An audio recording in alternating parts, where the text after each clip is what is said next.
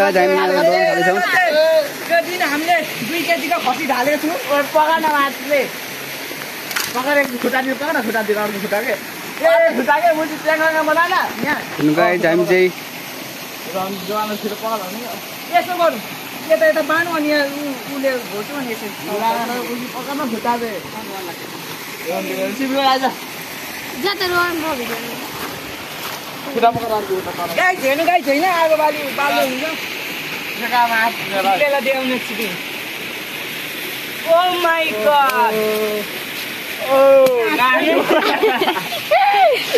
चिक्रेलाई मुजीले कम्ता भित्र छिरे थिए रन्डी जति भोटाउनु नि ओइ नगाना मासु हो त यार एबेतिको छोटे अबेतिको पोजिसन अनि र तलको चाहिँ सबै मिलाउने नि अब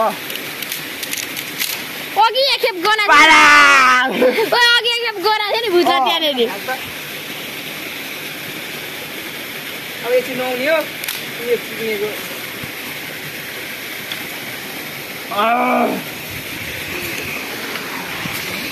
त्यो मिर्ग चाहिँ भेटाउनु पर्ने हो क्या रन्डीको मानको चिक्ने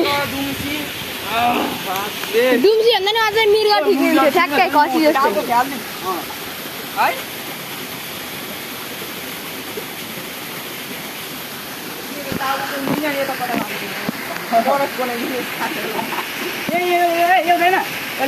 लठीमा हाल्यौँ न ऊ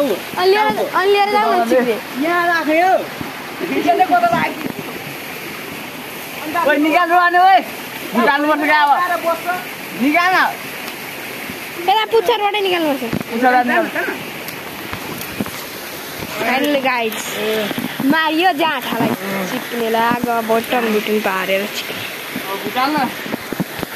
ओइ रमेशलाई देखाउने भने त चिक्ने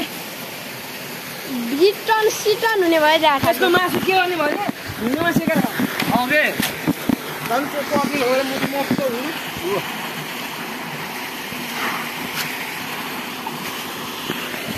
गर्नु त पर्यो